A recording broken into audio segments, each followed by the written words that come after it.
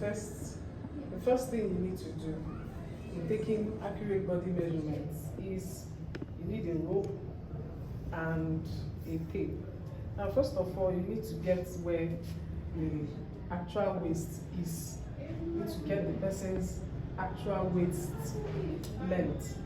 Now, that is why I have a rope. So I'm going to use this rope now to get the person's waist. Now, if the person's tummy or figure is not tilted on the waist side, you can tell the person to bend a little. Don't bend your hips. Just improve. You bend. No, bend like this. No, don't bend your hip. Don't bend your hip. Look at me. Bend like this. You're bending your hip. Don't worry. So when the person tilts to the side, you find the place that is tilted and tie the rope on it. Now that's the person's waistline. So once you have gotten the waistline, the reason is that you don't want the waistline for the back and the front to be on different places. So once you have put this rope in place, it gives you the waistline from the front all over to the back side. Now, the first thing to do is to measure, is to check the place the tape is starting from. Now, you're starting from this line of the neck. So that's where you're going to place your tape. Place your tape here. And the first thing you're going to measure is the shoulder to the nipple point. Now, the nipple point is not here. It's not here. It is on the middle side of the breast. That's on this level. On the middle side of the breast. Now, you measure it 10 inches as her nipple points. Are you seeing the tape? And I put the tape reading.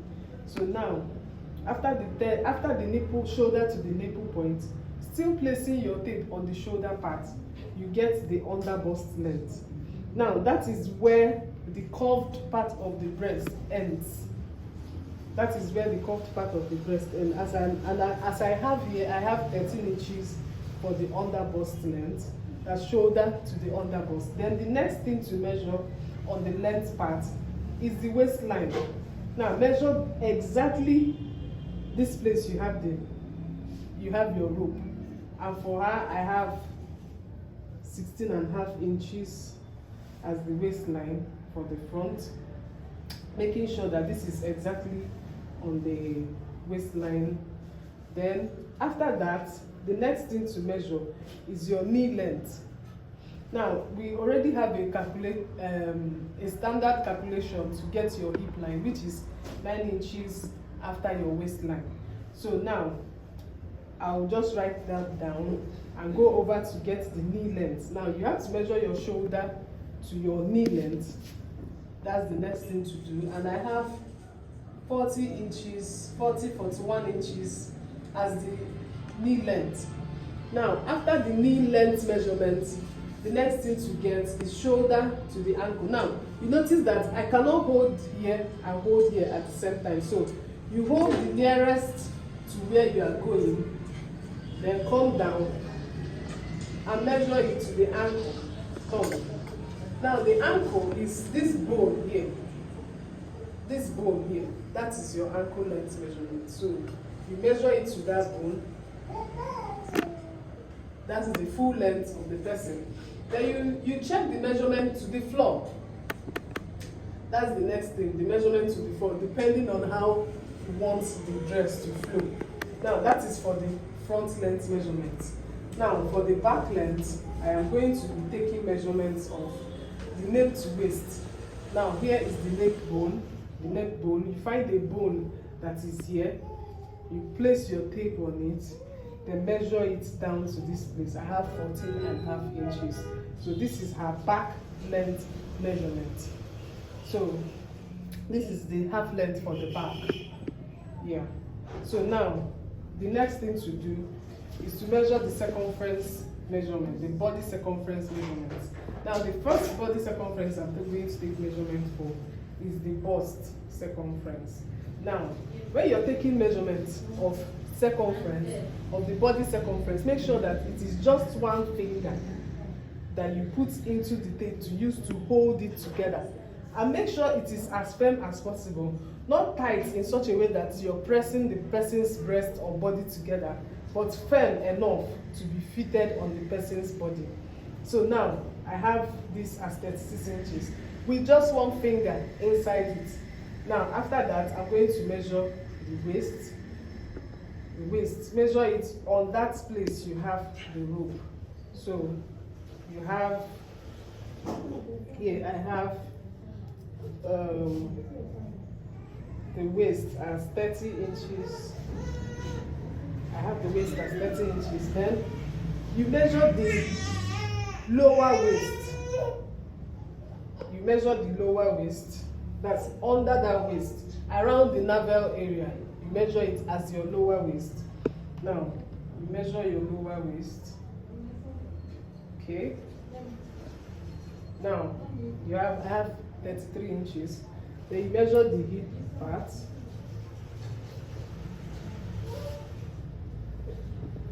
Now make sure it is firm and rounded on the hip, the largest part of the bone, not under, but on the largest part of the bone. Then that is where you have the hip. So I have hip measurements as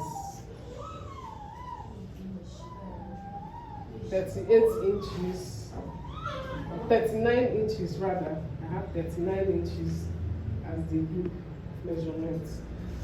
Then I have round the shoulder. That's another circumference, very important body circumference measurement to take note of. Is round the shoulder. So now you measure around the shoulder, not too tight, but firm enough with just one finger placed inside. And I have 40 inches.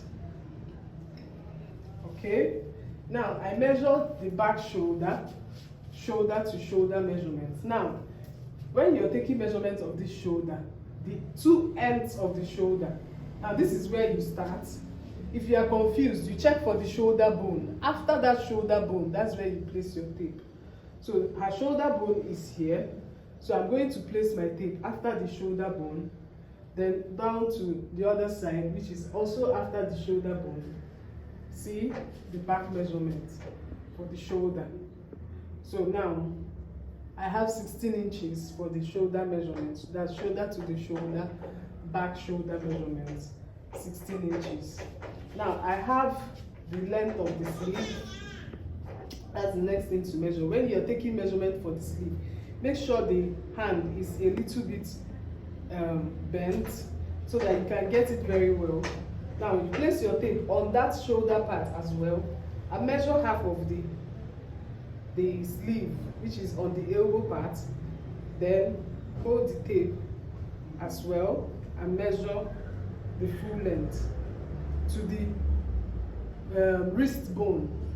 That's where you get your full length of sleeve.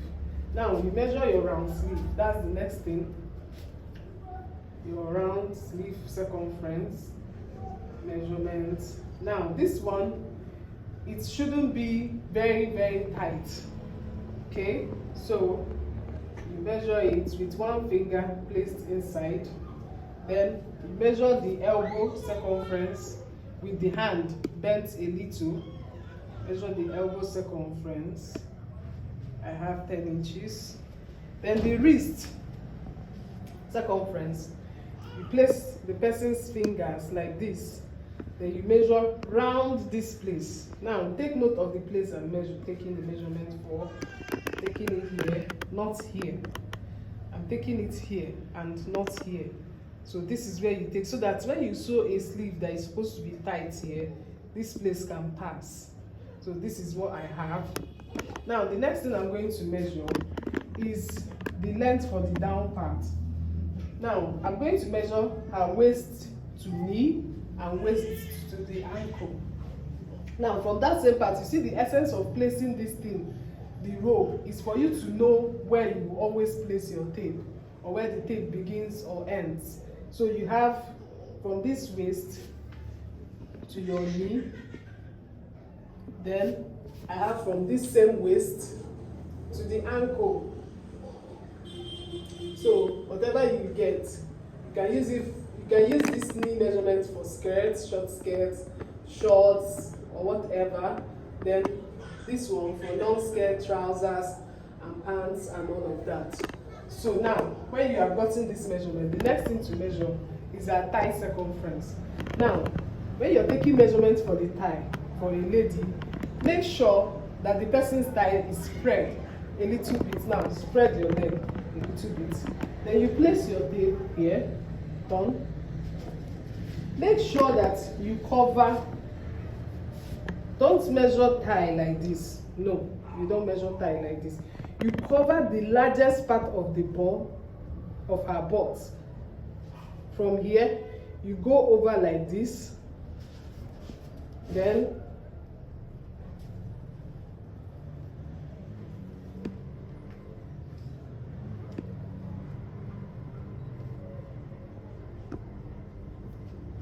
this is what I have as, this is how I measure the thigh.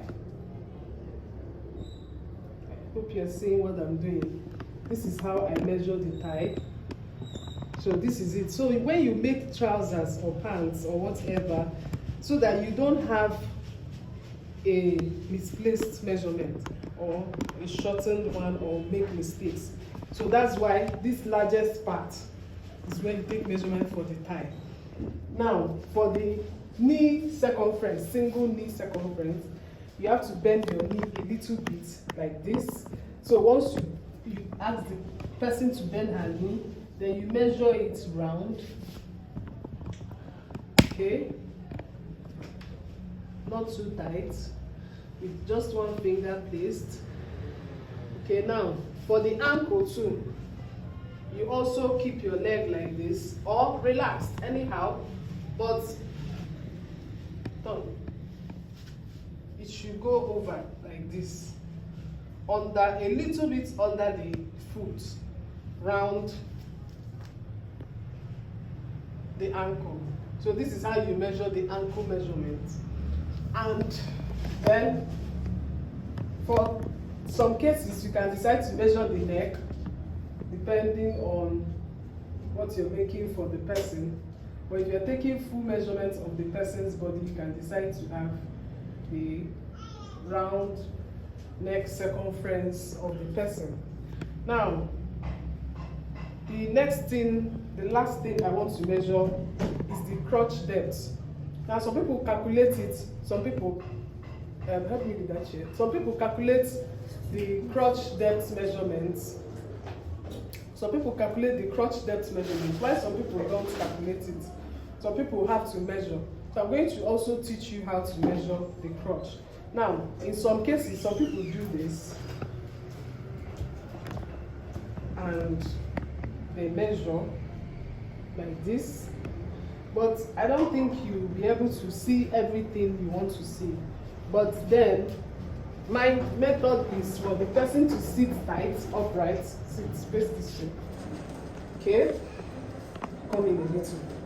No, come in. Okay. Relaxed and sitting up like this. You now place the tape. That same place you have your shoulder measurements. Sorry, the same place you have your waist line down to the end of the buttocks. I have 11 inches here. So I'm using 11 inches as the crotch depth from waist to the crotch. So whatever it is I want to sew, I already know that this is the actual measurement of the crotch. So that is that for taking accurate body measurements. Thank you.